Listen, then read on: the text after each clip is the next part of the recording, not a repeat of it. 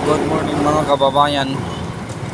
So nandito po tayo ngayon sa Kabangkalan, Mandawi Titi.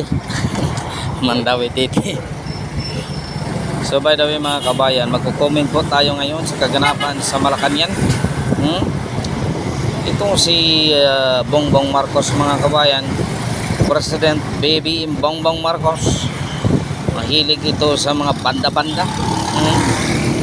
Mahilig talaga iso sa banda-banda. Kapag ang isang tao gumagamit ka sa kanyang klaseng bagay, ay talagang napakahilig mo ganyang banda-banda. So by the way mga kababayan, kung hindi ka pa na-subscribe sa aking channel, pa-subscribe na, pa-like and share sa ating video para madagdagan natin ma-subscriber mga kababayan. So isang kaganapan sa Malacañang birthday, banda-banda sila mga kababayan. Ganun ba? Ito mga kababayan, ang klaseng presidente ay hindi natin maasahan talaga. Tingnan mo, bumagyo. Sinasabi pa kasalanan ng hangin. Dumaan. Yan ba isang presidente na matino? Yan ba isang presidente na matino? Sabihin mo kasalanan ng hangin. Yan.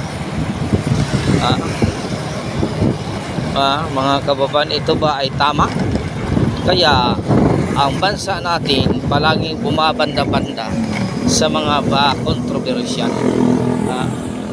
Like ito, pag ikaw ay natripan sa kanyang tama, pasensya ka talaga. Kasi tingnan mo itong mga adik mga kababayan. Kapag lumalakad ka sa eskinita, tinitingnan mo lang sila, masama na yan para sa kanila. Masama na yan para kanila. Kung sasabihin, especially kung hindi ka nila kilala, baguhan ka lang doon sa kalang lugar, talagang duduslakin kaya ng barbecue stick, tatamaan ka talaga. So quit sa buhay mo kasi bangagi kapag nagtama, tinitingnan mo, masama yan para kanila. Ang nasa isipan nila ay isang polis ba to? Ano ba? Acid ba to? Ano ba? FBI ba to? PDEA ba to?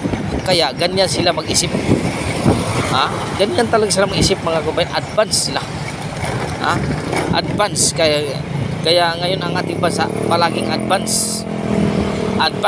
Nangunguna talaga ang ating bansa ngayon sa kahihiyan. Di ba? Talaga ang ating bansa ngayon nangunguna sa kahihiyan. Palaging advance kasi ang presidente natin palaging advance. Kaya ang ating bansa nangunguna palagi sa kahihiyan. Tingnan mo. 540 billion floods control. Advance yan na sinasabi niya. Pag tama ng bagyo doon nabulintang ang kanyang sinasabing 540 billion floods control. Di ba? Binaha, maraming nagsuffer. Kaya advance ang kanyang sinasabi. Advance ito, basta ba magtama ka. Kaya wala siyang spokesperson. Kasi magkaroon siya ng spokesperson, doon talaga malalaman kung ano talaga ang nagkaganapan ng ating bansa. Kasi palagi yun ang kukulitin ng mga reporter, pero hindi natin inasahan yung mga reporter natin ngayon sa mga mainstream media. Kasi busog yan sila busog yan, pinakain niya palagi yan. Kaya kung ano mang makamalian, talagang pinagtakpan nila sa national TV para hindi lang mabulabog ang mga bangag. Di ba? Ganyan talaga ang ating bansa mga kabayan. Kung totoong nagserbisyo ka sa taong bayan, bakit hindi mo sagutin ang mga katanungan ng ating bayan? O totoo ba ito na kontrobersyal? Pero wala tahimik, barang piranha, kumakain, unti-unting naubos hanggat mawala na ang isyu. Yun ang katotohanan sa ating mga babayan. Ikaw, ano ang katotohanan na sa iyong isipan? Sabihin mo na. Right? Comment mo sa aking channel. At salamat pa rin sa inyong pag-subscribe sa aking channel mga kabayan. Maraming salamat. Maraming salamat sa inyong subscribe. Ha? Hanggat dito na lang mga kabayan.